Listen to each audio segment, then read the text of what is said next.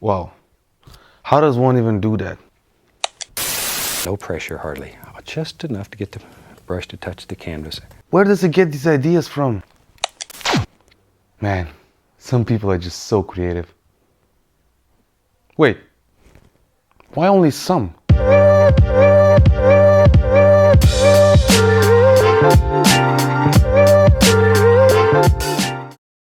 Listen, let's be fair, we are all different, and everybody knows that. And we are different in a couple of ways. First, let's start with the obvious, the way we look. That is done through something that's called face perception. Another thing that really sets us apart is our personality. But the difference here is that we don't get born with it, we develop it. And we all know how that happens, don't we? It starts with our parents and their upbringing. However, the most important thing, I believe, is what they tell you, the way they tell you, the way they touch you, the way they communicate with you. I believe those are the factors that end up creating your personality as an individual. So then, why do some end up as artists and some don't? You know, they end up as what an artist would call a civil. Lovely, isn't it? Right, so let's find out together what an artist is, first of all. So, it says here, an artist is a person engaged in an activity related to creating art, practicing arts, or demonstrating art. Right, it didn't tell us shit, didn't it? Okay, let's see some more. So it says, in much of the world today, an artist is considered to be a person with the talent and the skills to conceptualize and make creative works. Artists are the individuals who have the desire and ability to envision, design, and fabricate the images, objects, and structures we all encounter, use, occupy, and enjoy every day of our lives. That's a long, long description. Wait, so it doesn't make any sense. Why do some have that desire and others don't? I mean, we all love nature, we love butterflies and flowers and whatnot, right? But it's not like all of us are gonna paint them, is it? We all love some good music, but it's not like all of us are gonna become DJs or rock stars or whatever. So what's the theory then? What's the trigger? Well, I got a couple of theories. Let's try to approach a couple of them. I'll start with the one which I believe is the most important. The desire to communicate. Let's take Mike's example. Mike's a great kid. He eats his vegetables, has good grades, does sports, you name it, boys and wonder. Except for one itsy bitsy thing. See, Mike is dealing with a lot of anger. All the things that were going on in his house lately. The arguing, the fighting. How angry? No one knows really. He keeps from himself. You'll find him in his room doing what he seems to like the most. Drawing. He started drawing because of a guy that came to his school one time.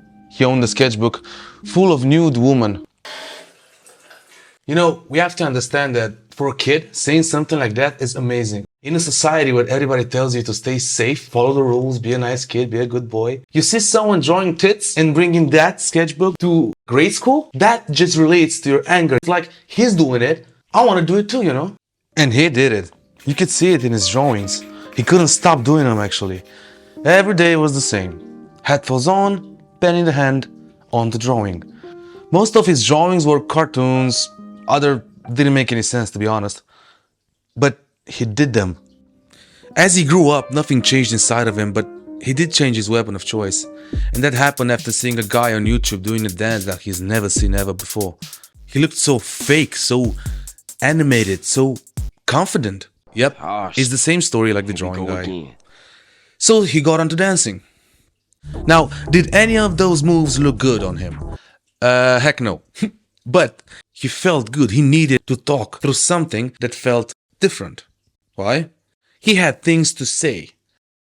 Now, how the hell does that work? It's an interesting thing, isn't it? Basically, those things are just reason for you to get angry, but those are only yours and created by you. You see it in creative styles, usually piercings, colored hair, tattoos.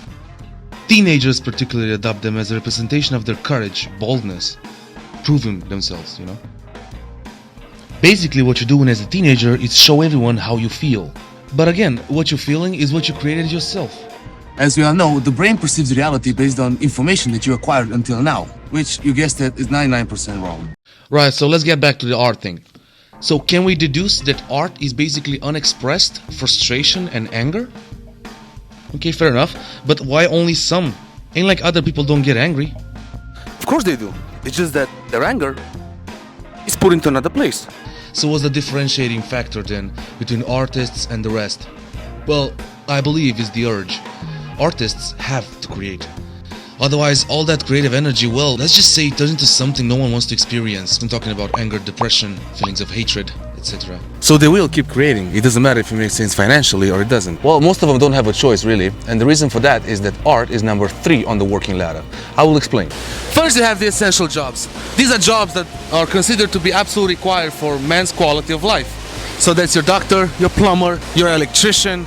Then you got the second category of jobs. These are jobs that are required, but society thinks they're not absolutely mandatory. So that's your massage, your hairdresser, automotive cleaning, you know, whatever. Then you have the optional ones. That will be the third category. Those are the ones that people consider that we as a society don't actually need. So that's tattoo artists.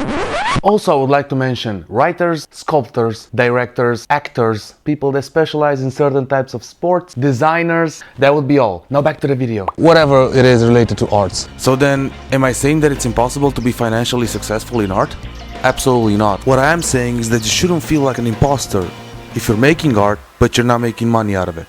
Listen, I think we've been looking at this art thing all wrong. I think you don't have to make money to call yourself an artist.